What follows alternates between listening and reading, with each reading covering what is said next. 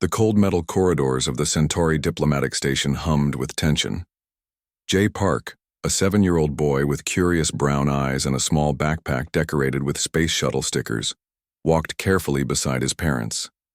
His father, Wu, wore a crisp diplomatic uniform while his mother, Hana, carried a briefcase filled with trade documents. The station was a massive structure floating near the edge of human-controlled space, a neutral meeting point where different galactic civilizations negotiated complex treaties. Holographic displays flickered with multiple alien languages, and representatives from dozens of species moved about in their unique environmental suits. Jay looked around with wide-eyed wonder. He had heard stories from his parents about the incredible diversity of alien civilizations, but this was his first actual diplomatic mission. His father had promised him he could watch the negotiations from a special viewing area, a reward for being quiet and well-behaved. The Imperial Guards stood motionless near the entrance of the primary negotiation chamber. Their armor was dark, metallic gray with intricate energy patterns running along the edges. They represented the Galactic Imperial Consortium, a powerful coalition that controlled nearly 40% of known space. Suddenly, a minor administrative disagreement erupted between Wu and an Imperial protocol officer. The dispute was trivial, a small discrepancy in communication frequencies for trade route permissions. But in the complex world of interstellar diplomacy, even minor issues could escalate quickly. Jay watched nervously as his father remained calm, explaining the technical details in a steady voice. The Imperial officer's translator device flickered, suggesting potential communication interference.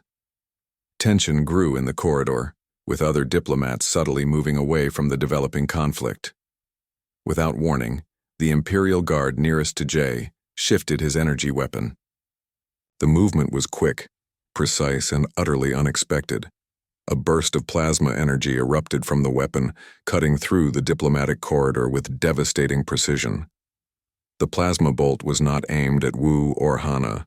Instead, it struck Jay, directly in the chest. Time seemed to stop.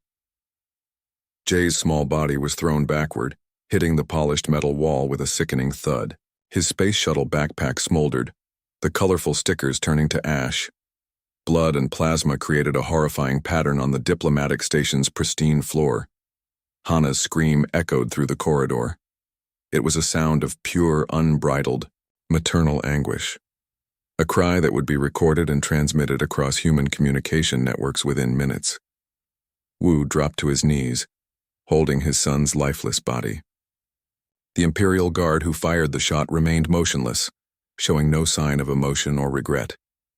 Other diplomats stood frozen, unsure how to react to this sudden, violent moment. The holographic recording captured every millisecond. The cameras mounted in the diplomatic corridor would later reveal the complete sequence of events: a small boy's innocent presence, a minor administrative disagreement, and a sudden, unexplained act of violence. No explanation was immediately offered. No apology was extended. The Imperial representative simply stated that the incident was a technical malfunction and would be reviewed according to consortium protocols. But they did not understand humans. They did not comprehend the depth of human emotional response, the capacity for collective action, or the transformative power of grief channeled into purpose. In that moment, standing over his dead son, Wu, Park knew something fundamental had changed. The diplomatic mission was over. A different kind of communication was about to begin. The holographic transmission continued broadcasting, sending Jay's final moments across human-controlled space. Every colony, every space station, every planetary government would soon witness this moment of unimaginable loss. The Galactic Imperial Consortium had just made a catastrophic mistake. They had transformed a diplomatic incident into a declaration of war, not through complex political maneuvering, but through the senseless killing of a child. They would soon learn the true meaning of human resolve. Jay Park, 7 years old, innocent victim, unintentional catalyst of humanity's most significant response in galactic history. The diplomatic station grew silent, save for Hana's broken sobs and the soft crackling of Jay's burning backpack. The transmission arrived at 0342 Universal Earth time. Within seconds, it spread across every communication network, every screen, every digital interface on the planet. The image of J. Park's final moments burned itself into the collective human consciousness. In Geneva, the United Earth Council convened an emergency session.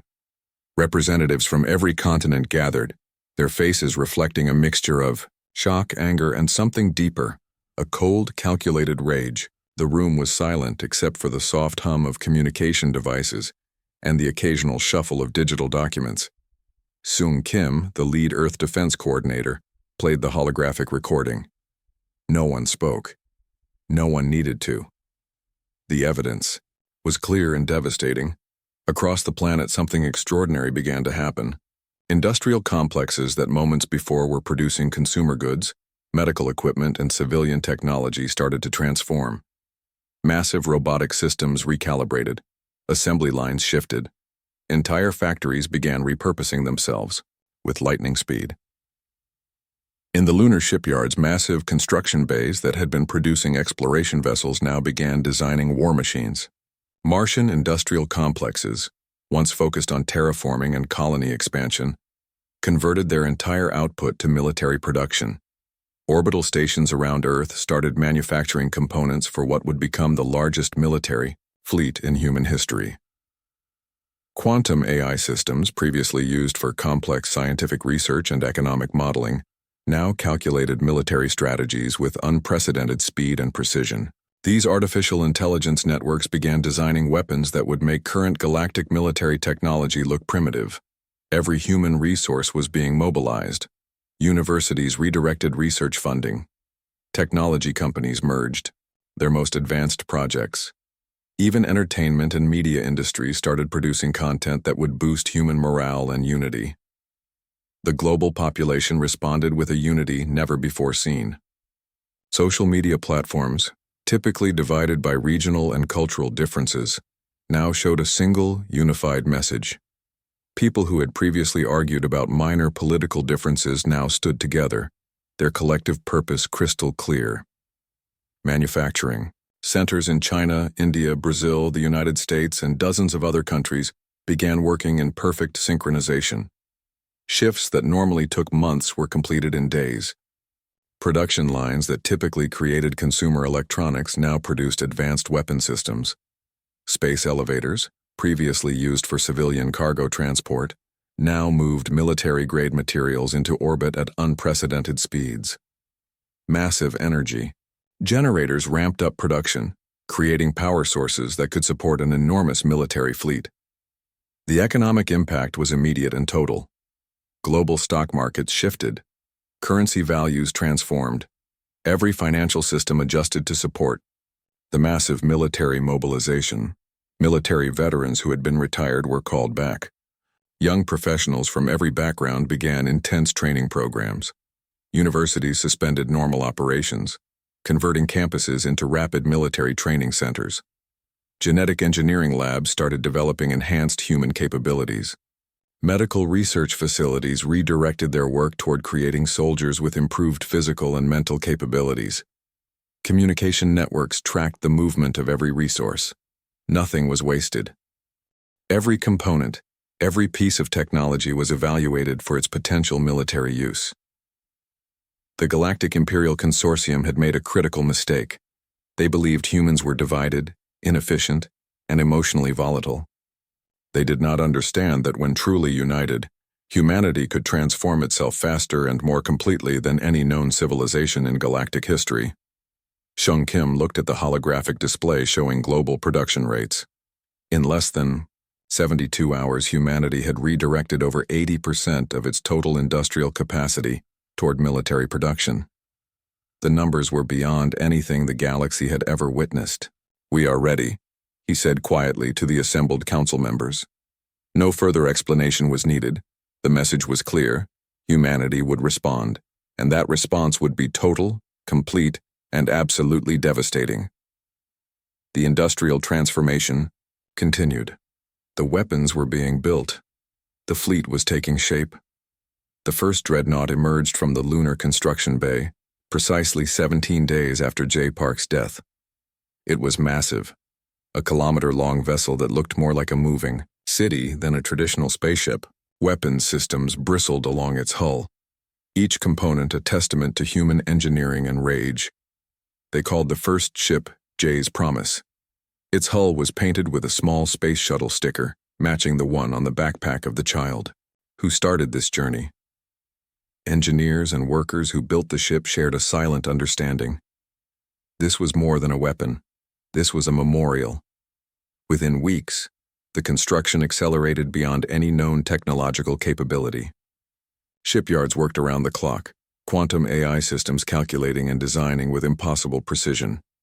Each dreadnought was unique, yet part of a unified strategy. The ships were not just weapons. They were statements, complex defense systems that could absorb entire planetary bombardments. Weapon technologies that could destroy star systems with a single burst, faster-than-light communication networks that made previous galactic communication look like primitive radio signals. Orbital cameras captured the incredible sight, thousands of dreadnoughts being constructed simultaneously, silver-gray hulls, reflecting sunlight, massive energy generators pulsing with potential. Each ship could carry entire military divisions, complete medical facilities, and enough firepower to annihilate multiple planetary defense systems. The global population watched with a mixture of grief and determination. News networks showed real-time construction updates. School children tracked the fleet's progress. Every human felt connected to this massive endeavor. Military strategists from around the world collaborated using advanced holographic communication systems. They analyzed every potential scenario, every potential imperial defense strategy. The fleet was not just about raw power, but calculated precision. Weapon scientists developed technologies that defied current galactic understanding. Plasma weapons that could adjust their molecular structure mid-flight. Shield systems that could absorb and redirect energy across multiple dimensional planes. Stealth technologies that could make entire ships invisible to standard detection systems.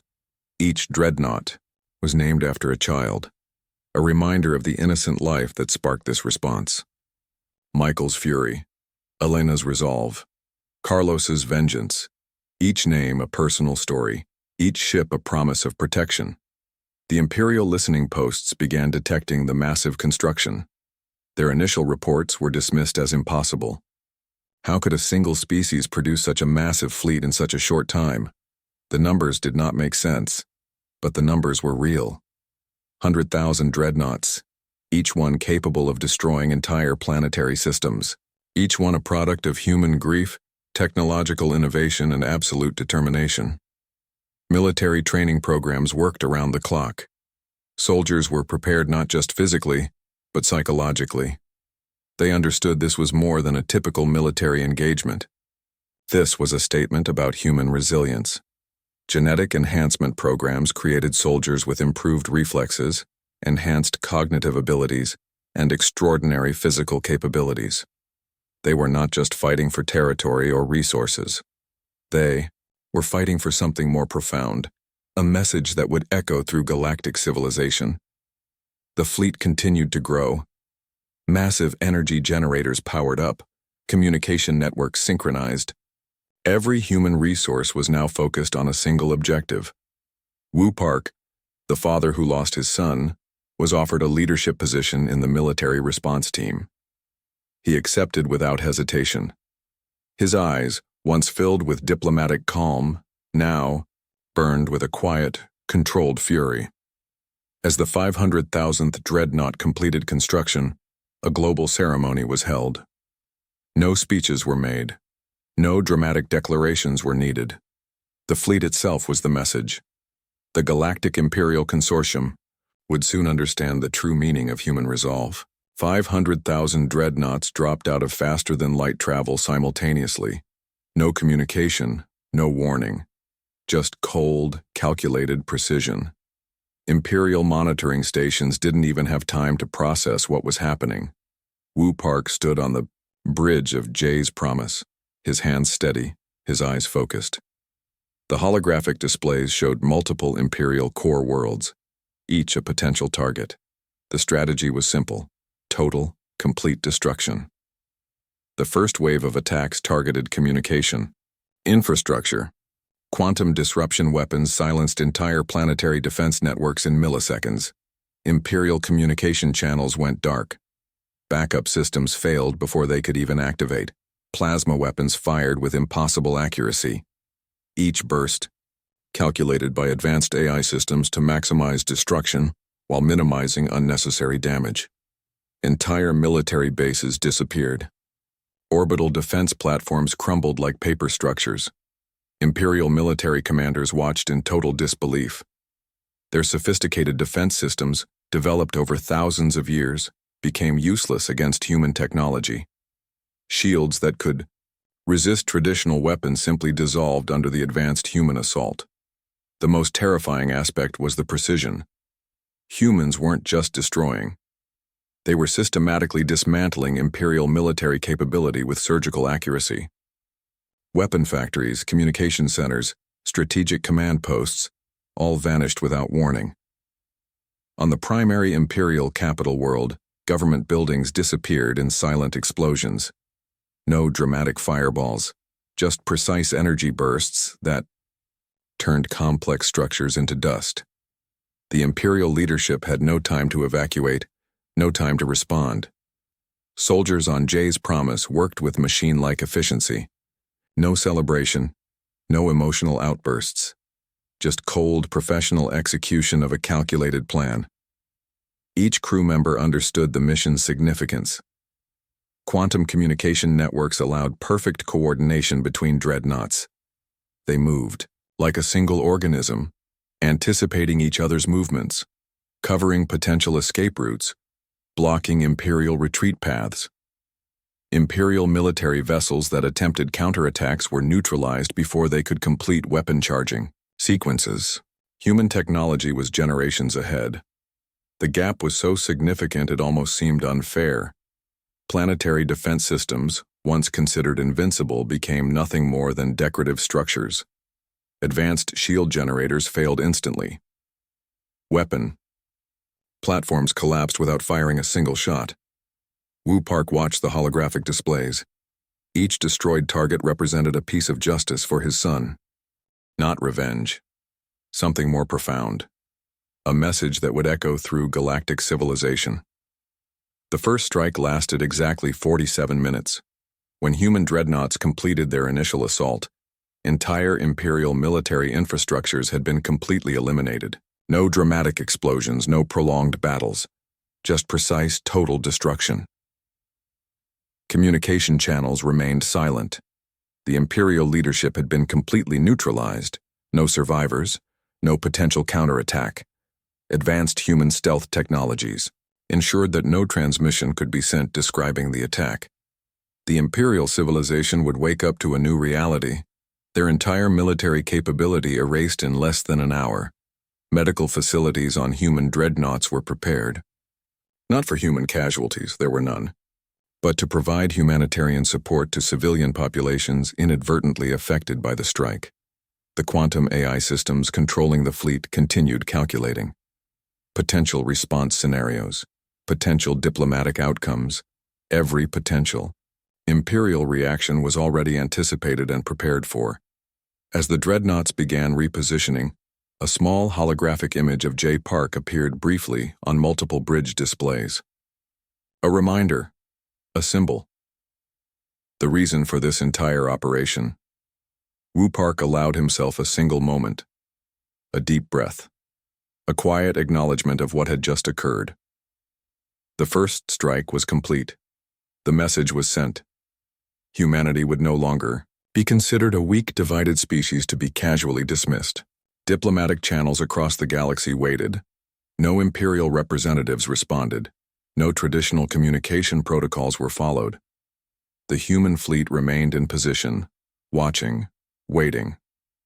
Wu Park understood the psychological warfare they were conducting. Uncertainty was a more powerful weapon than any plasma cannon. Other galactic civilizations watched the human response with a mixture of terror and fascination.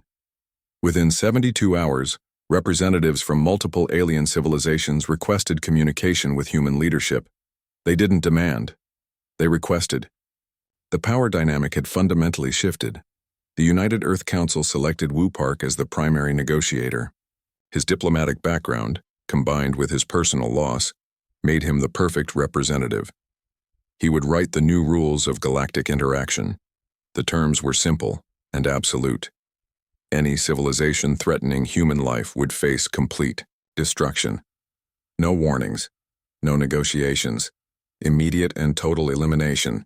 Technological exchange would be mandatory. Any civilization wanting trade or communication with humans must submit to comprehensive technology sharing protocols. Humans would no longer be seen as a lesser species.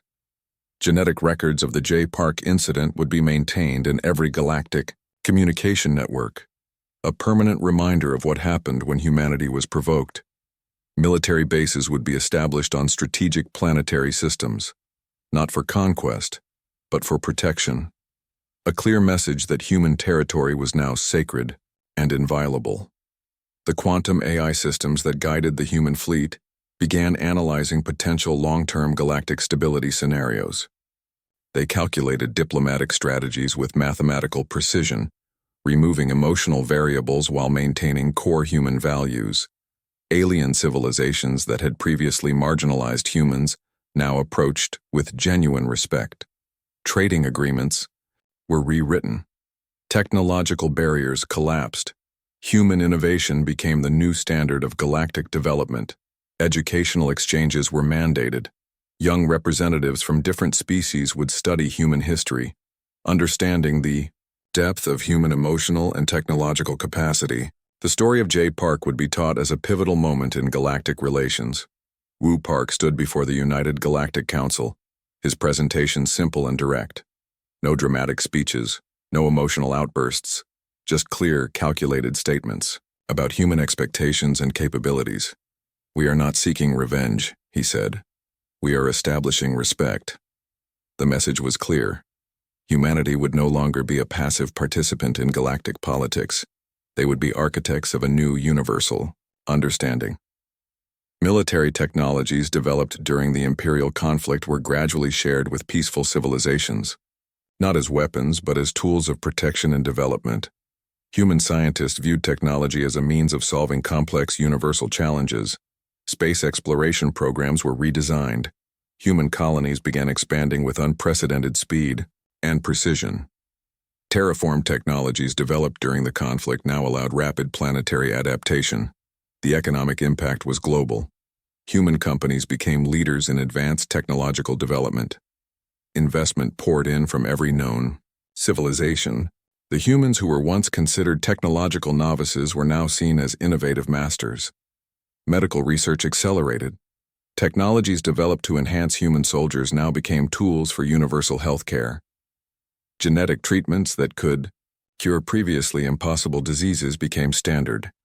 Memorials for J. Park were established on multiple planetary systems, not as symbols of war, but as reminders of the moment human potential was truly recognized. Wu Park, standing on the bridge of J's promise, watched the holographic displays showing new diplomatic agreements. A small photograph of his son remained pinned near his command station. The galaxy had changed, not through violence, but through a profound demonstration of human capability, resilience, and strategic thinking. A new order had begun. Humanity was no longer waiting to be recognized.